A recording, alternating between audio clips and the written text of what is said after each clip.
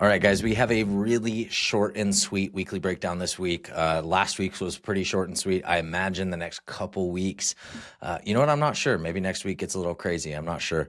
I do know that they have the Level Up Summit, which is HighLevel's annual convention that they're running. That'll be the first couple weeks of October, and so typically we'll see updates slow down leading up to that, and then after that, it's like the dam breaks, and they just go crazy with updates. So with that, let's jump into the couple of updates that they do have. You can see in my handy dandy little ClickUp board here, cover and breakdown. We've only got 3 updates to go over, and a couple of them are around compliance. So number one, it's just kind of a cool update. I'm not going to show you live in an account because I didn't really want to recreate a form, but basically it's styling for forms and surveys. So in forms and surveys, you have the ability to set up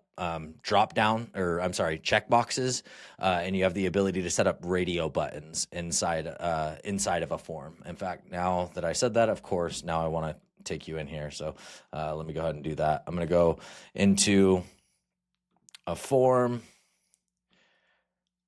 and we'll go ahead and pull you into, let's do this one real quick. We'll go there, edit this form.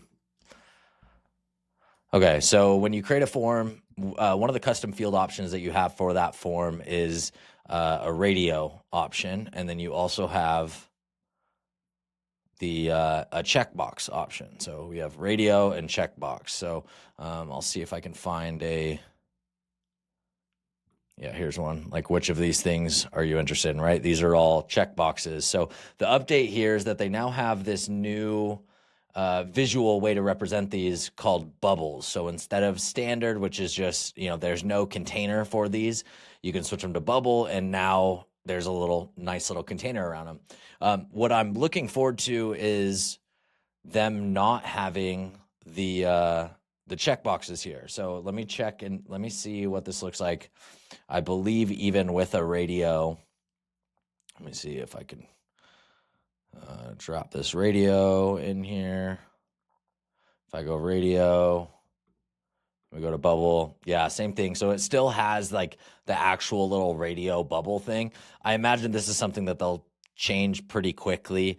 Right now, the forms that we build for our lead generation clients, our clients that run Google Ads, do pay-per-click lead generation with us. Those clients have a customized version of these forms and surveys where we have to use custom CSS in order to make it look like a button or look like that bubble effect, but we don't include the little checkbox or the little radio bubble, and it looks a lot better. I'm trying to think of a good one to show you guys. Let me see if I go to, I don't know if this one, there we go. So this is what those look like, right? So this is a customized version of that. Shout out to Channing Moore, who helped us put that together a couple years ago. So yeah, definitely a much better looking form experience than just having a radio button that they can check. And so this is kind of halfway in between those two. Again, when we look at this right here, and this is ugly. I wouldn't imagine that this is actually what it would look like when we put it on the page. But again, what I'm trying to show is that radio option is that selected radio option is still there. And ideally it wouldn't be there. It just treats it like a button. So definitely a huge step in the right direction.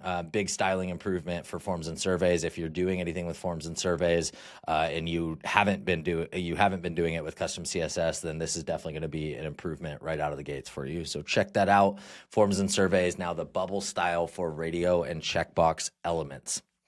Our next update is going to be compliance related. We have 2 compliance related updates here. They're both going to be under SMS compliance inside of phone numbers.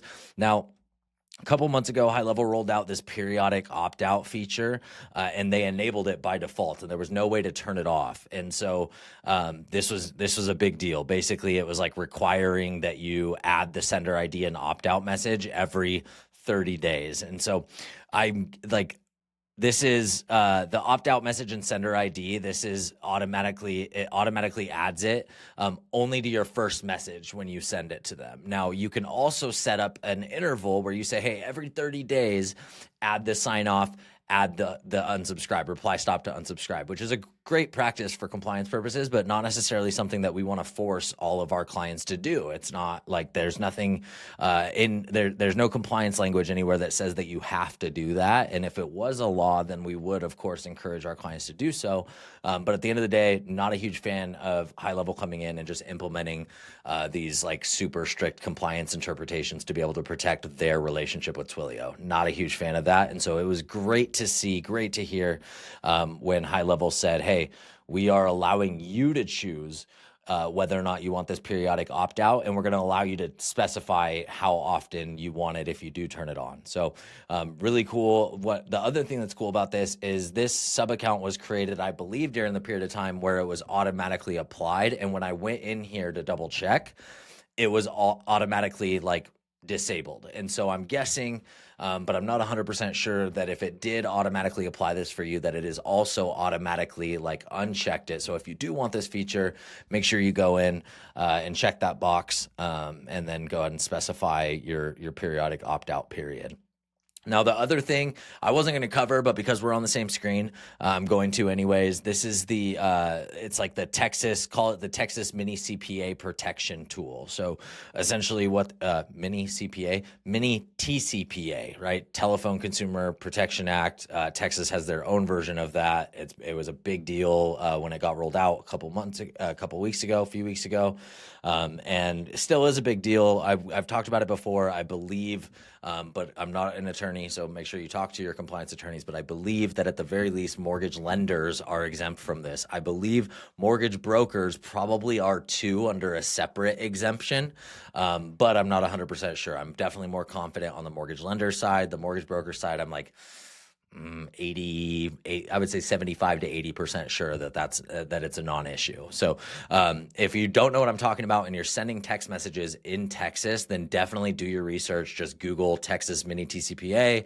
And if you want to make sure that you're blocking any text messages that would ordinarily go to a Texas phone number, they have this tool in here. I'm assuming it's based on the area code, but you can basically come in here and you can block any marketing-based messages to Texas recipients. Now, what's cool about this is that it will let you send off individual one-on-one text messages. So this is for workflows and this is for bulk actions. But if you were to just text somebody that texted you and you were to use your CRM and they had a Texas area code, it would not automatically exclude them because there are exemptions for like regular communication with your clients. And there's also exemptions related to like transactional messages. And so appointment confirmations, those also would be allowed to go out as well. So a couple cool things here. Again, I don't think that the mortgage industry is affected by this. I said it before, I'll say it again. I think the mortgage industry dodged a bullet when it came to this.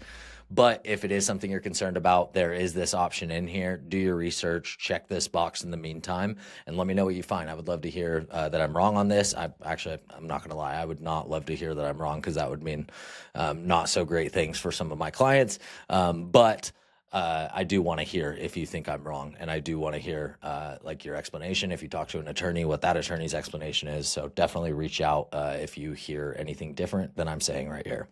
Otherwise, guys, that is it for this week's weekly breakdown. I said I was going to keep it short and sweet. Here we are, almost 9 minutes. Not as short and sweet as it could have been, but I like talking to you guys. I missed you guys. So with that said, guys, thank you so much for watching. We'll see you next week. Until then, we'll see you at the top.